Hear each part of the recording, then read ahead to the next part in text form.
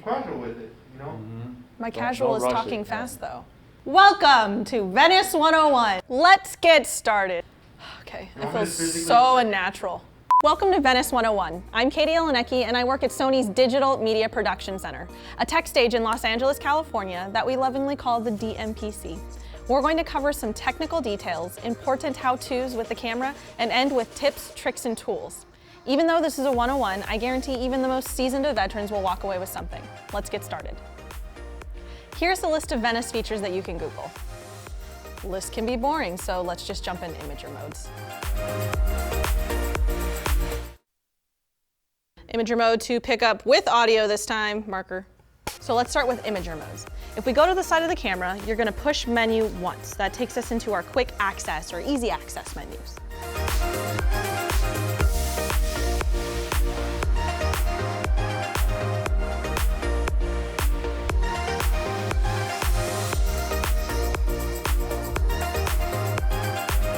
First up, we've got projects, so just make sure you select in on that. Then you're going to select in on the scroll wheel where it says imager mode. Right now we're at 6K32, that's the entire sensor of Venice. You can go all the way down to 3.8K 16:9.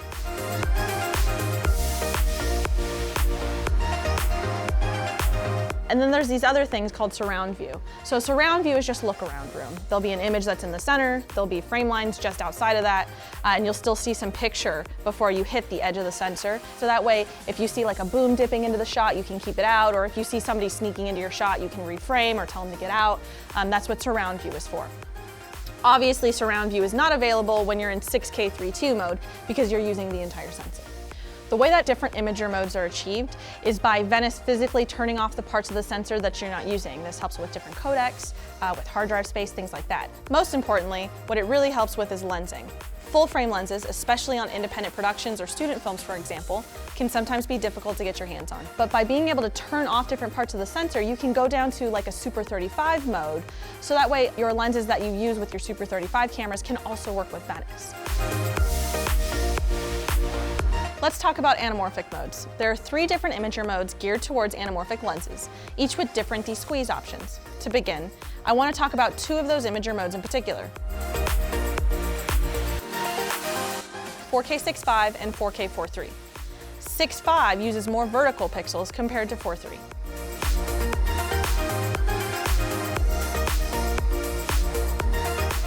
Let's pretend that you have a set of really cool anamorphic vintage lenses that you're shooting on, and you're shooting in 4K 6.5. You throw the 35mm on there, it looks great. You throw the 50 on there, it looks great. You throw the 85 on there, and suddenly it's vignetting.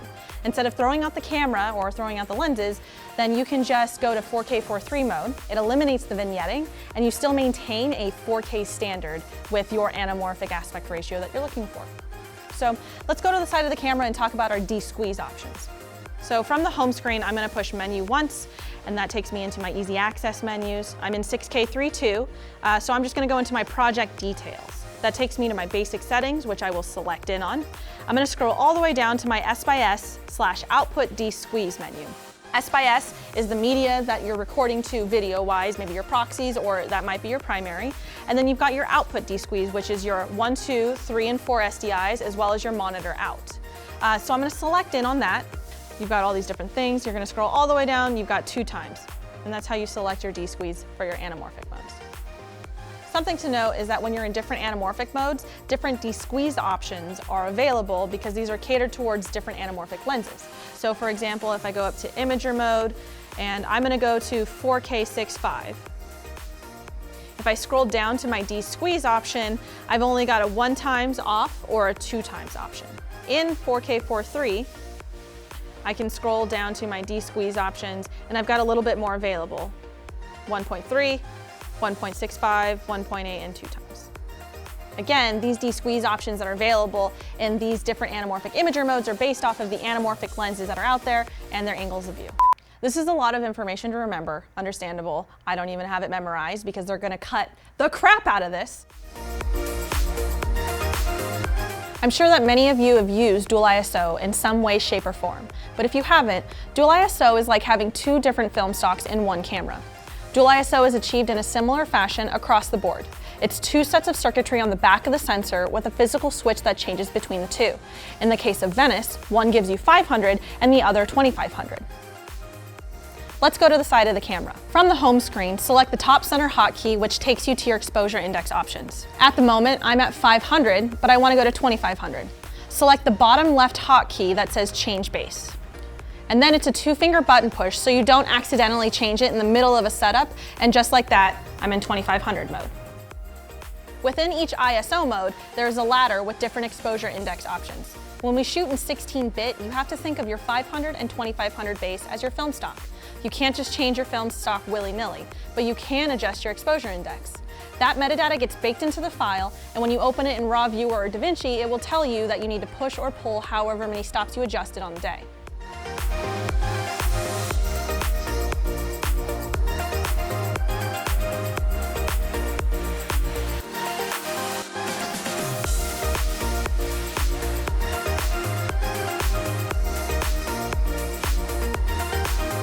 In 2500 mode, you can go as high as 10,000. You can go as low as 640. In 500 mode, you can go as high as 2,000 and as low as 125. Notice that the native bases of 500 or 2500, the latitude distribution is the same, favoring the shadows at 9 stops below and 6 stops up top. As you toggle between different exposure indexes, the latitude changes. The total latitude of 15 plus stops doesn't change, but the over-under latitude does. To make it easy, you can see where your highlight latitude is on the left side of the list. If you do a little math, this will give you the latitude in your shadows. So when you need to decide what exposure index to shoot at, it kind of comes down to preference. Let's use the example of a 1250 EI. 1250 kind of falls in the middle of the crossover between the two native ISOs. When in 500 mode, scroll to 1250. Notice that there's a more even latitude distribution of about 7.5 stops on top and 7.5 on the bottom. In 2500 mode, I'm going to scroll down to 1250. Notice my latitude distribution is now favoring my shadow detail with 10 stops on the bottom and 5 stops on top. In general, many people shoot 2500 and use the internal NDs. This is super handy, especially with nighttime exteriors. 500 mode is used in situations like day exteriors in the snow or the desert, where you want to shoot at a 2.8 and there's not enough internal ND to bring 2500 down to the exposure you're looking for. There are different shows and different DPs who do different things. Maybe they like how 500 looks at night, or they like how 2500 looks during the day. It really is preference, so just like with anything, you should test. And he was happy. Let's talk about internal ND. So if we go to the side of the camera, from the home screen, you go down to the bottom left, you're gonna hit clear, and from there I can scroll down to 3, 6, 9, all the way to 2.4 for a whopping 8 stops of optical ND. The way that this is achieved is that there's 2 wheels that are in front of the sensor that have 3 pieces of glass each, and they spin between themselves to achieve the single stops all the way up to 8 stops. There's a story that we like to tell about a DP who was shooting in the snow. The sun was out, but the clouds were going in and out. The sun was therefore going in and out, constant lighting changes, and he was constantly having to make ND changes. And he was shooting before Venice. And he described the story. He's got the camera, and he's got everything lined up, and it's magic hour, and he films it, and then the sun changes. And he says, cut. All right, pull the ND tray out. He puts the tray and the ND in his mouth. He gets the new ND from his assistant. He puts it in the tray, and he gives the other ND to his assistant. He puts the tray back in. Okay, ready, rolling, and the lighting changes. Cut. All right, bring that ND back in. Tray comes out, put the ND in his mouth, new ND goes in, ND goes with his assistant, drop the tray back in. Okay, let's go again, and the lighting changes again. Fast forward a couple of years, same DP, same lighting situation, but this time shooting with Venice. A cloud flew in or out of the sun, and he'd walk over to the camera, and he made a quick little change, and then they were ready to roll. And he laughed because of how simple it was. So let's talk about high frame rate. Here's a list of imager modes with all the different frame rates that are available per imager mode, but the most important to note is that you can go 110 frames per second in 4K 17:9, a more standard imager mode. But if you really need to get those 10 extra frames, you can go up to 120 in 4K 239 mode.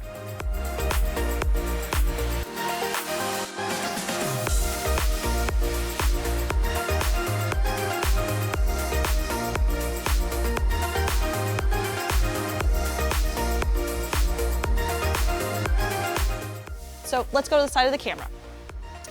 Because we were just talking about 4K 17:9, I'm gonna change the imager mode first. I'm gonna push menu once and make sure I'm in project, and I'm gonna make sure I'm on imager mode. I'm gonna select in and make sure that I'm on 4K 17:9. From my home screen, I'm gonna go to FPS. I'm gonna go to variable and fixed down here at the bottom, and it takes me to variable. And I'm gonna use my scroll wheel to scroll all the way down to 110 frames. Select, just like that. Color space is a huge subject, and I'm gonna cover just a bite of it in regards to Venice. So in general, Venice has two color spaces available. One of them is S-Gamut 3, and the other is S-Gamut 3.Cine.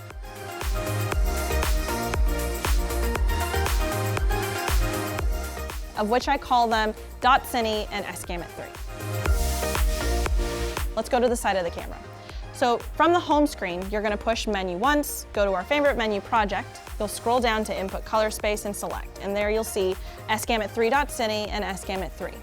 If someone were to ask me which one should I use, I would follow up with another question of where are you delivering to. If you plan to deliver an HDR output, then you should probably use S-Gamut 3.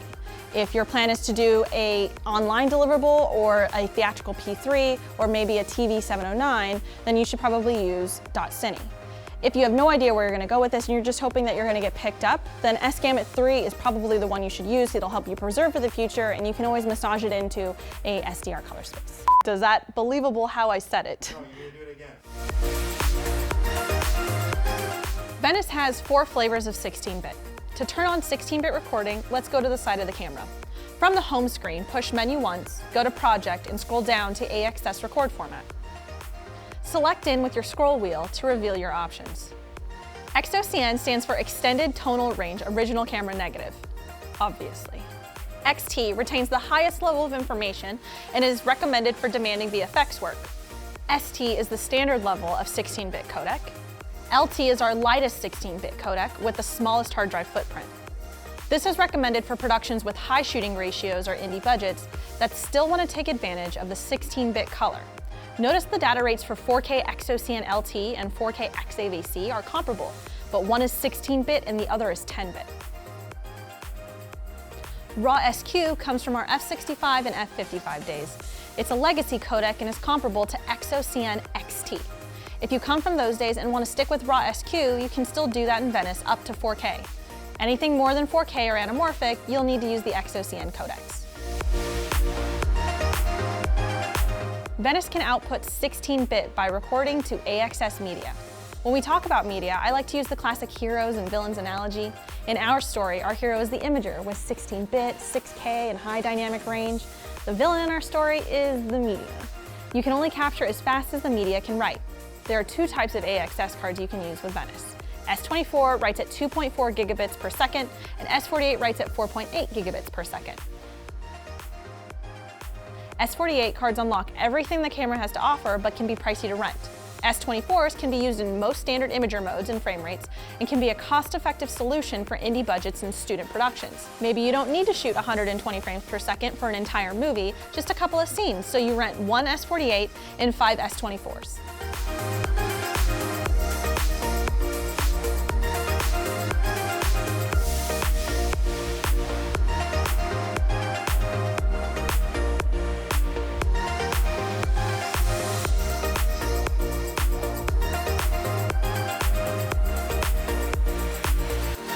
To make your lives easier, there's a handy data calculator at SonyCine.com. SonyCine.com is a great resource for not only the data calculator, but it's also where you can download LUTs from our growing LUT library.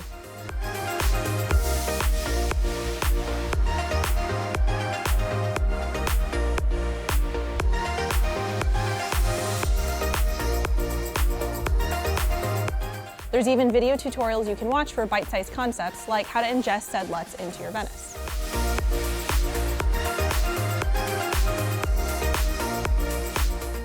Let's go to the data calculator and dial in our settings so we can make an educated guess at how much hard drive space we'll need. Choose your imager mode and resolution, then your frame rate,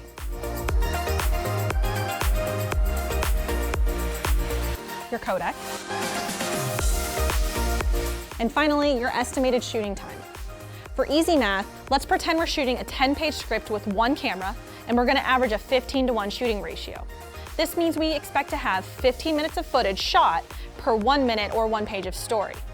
That gives us 150 minutes or 2.5 hours worth of 16-bit footage.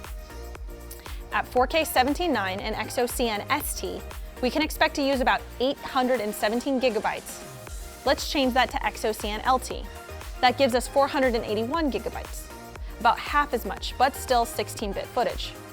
For comparison, let's see how much space we'll need when we're shooting in 10-bit XAVC. This gives us 490 gigabytes. There's a misconception that shooting 16-bit means more hard drive space, and that can mean higher hard drive costs. This data calculator can be an amazing tool if you're a student or in the indie world trying to convince your producers that you can in fact afford to shoot 16-bit. Let's talk about proxies. VENICE can record proxies while recording 16-bit XOCN. To turn on our proxies, let's go to the side of the camera. Press menu once, go to project, and scroll down to S/S record. You can record up to 4K XAVC proxies. There are also different flavors of HD ProRes that you can bake a LUT into. HD proxies are great for quick review because they require low bandwidth by nature. Usually, one S/S card is enough for a whole day's worth of proxies. As you change AXS cards, the clip name on the proxies will update accordingly. Remember, all the flavors of proxies are available even when shooting 6K XOCN. Exposure tools available in VENICE include false colors, high-low key, and zebra. I want to cover false colors and high-low key. False colors in VENICE are similar to what you know and monitors a log signal. Red is clipping, green is typically where you want your skin tones, and purple is crushing.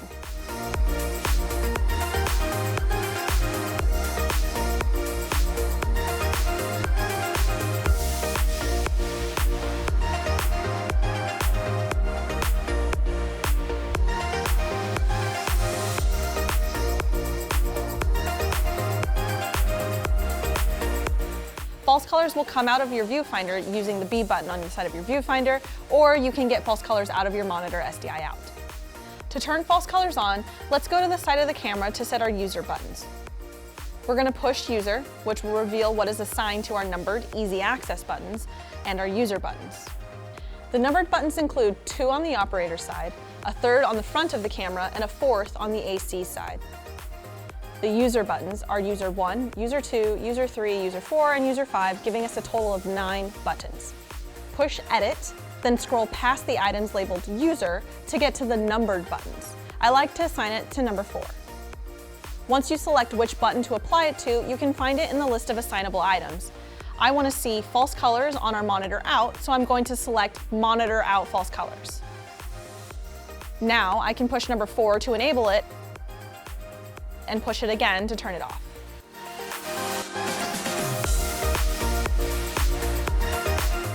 High-low key is a great tool for checking your highlights and shadows, especially when we start to talk about HDR. HDR is an awesome storytelling tool, but expensive to monitor on set. Students in indie budgets may not be able to think about HDR while they shoot, but let's pretend you make it big and your project gets picked up by a studio and they want to do an HDR color pass. High-low key helps you monitor your highlights and your shadows with a LUT applied. Let's assign our number 2 button to monitor high-low key. We're going to do a similar process. User, scroll to 2, scroll to find monitor high-low key. If we push our assigned button once, we go into high key to see if we have any highlights clipping. The camera is basically taking our exposure index to 164 if we're in 500 mode or 320 if we're in 2500 mode. If we push the button again, this takes us into low key mode, which helps us check our shadow detail with a LUT applied. The camera is setting its EI to 1000 if we're in 500 mode and 5000 if we're in 2500 mode. Push the button a 3rd time to disengage high-low key. If you go into high key mode and see highlights clipping, then they will clip in HDR. If you're in low key mode and you see shadows crushing, then they will crush in HDR. Understanding your SDI outputs is essential, especially in the world of production where there's multiple monitors of varying flavors of gazintas and gazatas.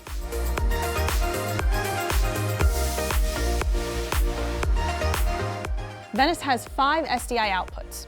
1 and 2 are always clean outputs. These have no metadata and are always log.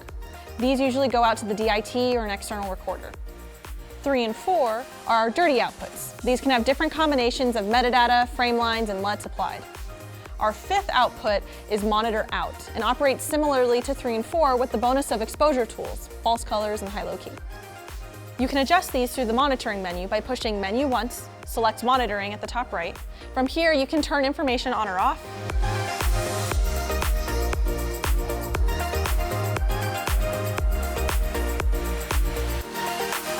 You can select different frame lines options or turn them off.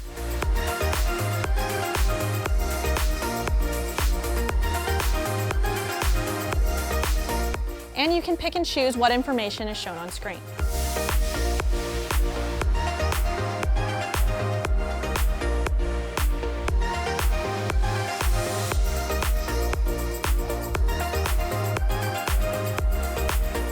Notice 3 and 4 are grouped together.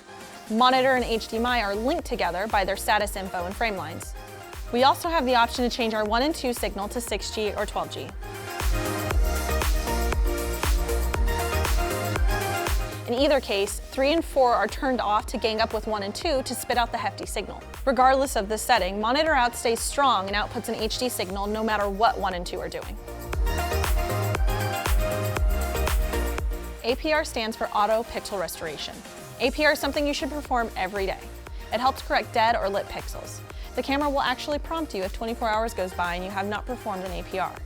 Essentially, when your camera is performing an APR, it's sending out a signal to all the pixels saying, "Is everybody there?" And it waits for everyone to respond back with, "We're here, we're here, we're here, we're here." If for some reason a pixel doesn't respond, the camera isolates it and turns it off. It then asks the neighboring pixels to give their information to the now dark pixel, so when you go into post, there are no black or white flecks in the image. Malfunctioning pixels literally happen because a cosmic ray comes down from space and zaps your poor unsuspecting sensor. If you happen to go into post and you see a very large black cluster of dead pixels, it's likely you were shooting a music video and had lasers and the sensor got zapped. In that case, no amount of APR can fix that. So to perform an APR from the deep menus, you're going to push and hold menu for 3 seconds. This gives us some more technical menus. You're going to scroll to technical, then to APR. Be sure to put your lens cap on and select APR. If for some reason someone accidentally removes the lens cap in the middle of an APR, there is a reset option. This swipes any information that was gathered and takes you back to your settings prior to APR.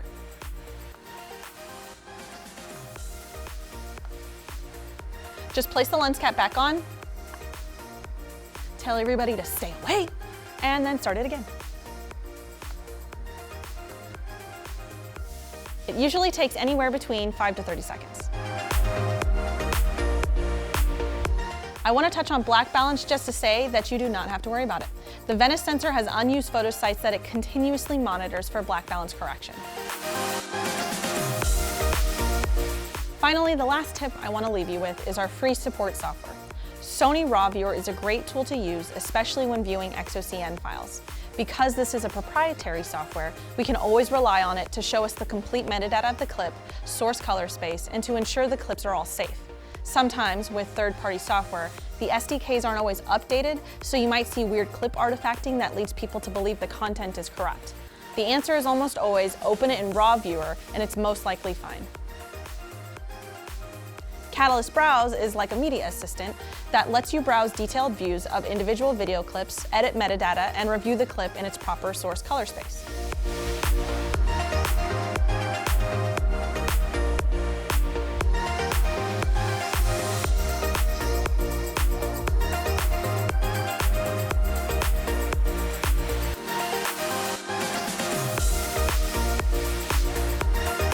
And finally, the AXSM Drive utility. This is a great tool for restoring clips from your computer. The way that cameras generate clips are not perfectly layered together while it's recording. When you push record, the camera starts taking in information and just getting it into the bank. Things like color space and resolution, 24 frames per second, maybe audio. It's just trying to collect everything as quickly as possible. When you push record to end the clip, the camera closes itself up, neatly collects and layers all the data it just collected and puts it into a nice wrapper so that we can then play it back.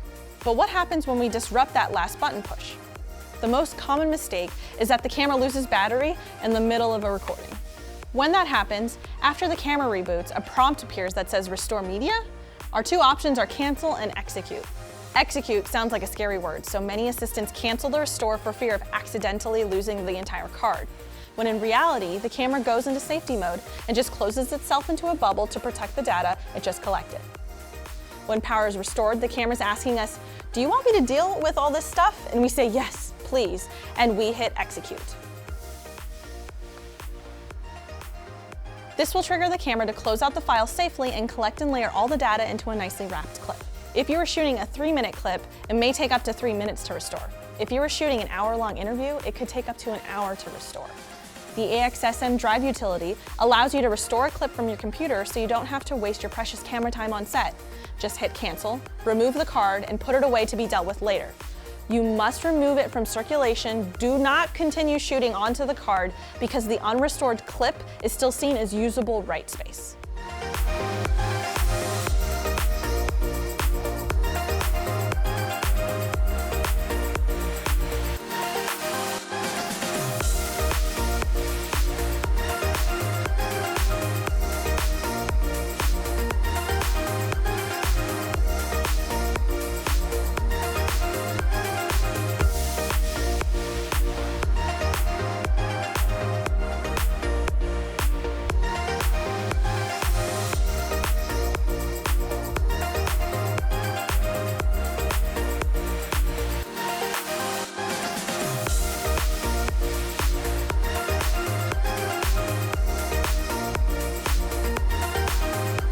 This support software can be found on our website at sonycine.com under the resources page.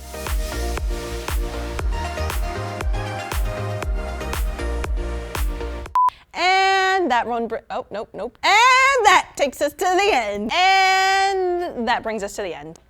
I hope one day you can join us for an in-person training at the DMPC. Until then, and that brings us to the end. I hope one day you can join us for an in-person training at the DMPC.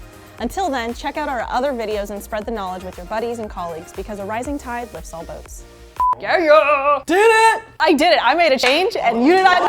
I know! I did it! That was good. Nailed it. One more through just for shits and giggles. Okay. Ben, I can't go off script. I can't do it. It's too hard. I can't do it. It's too hard. Cut.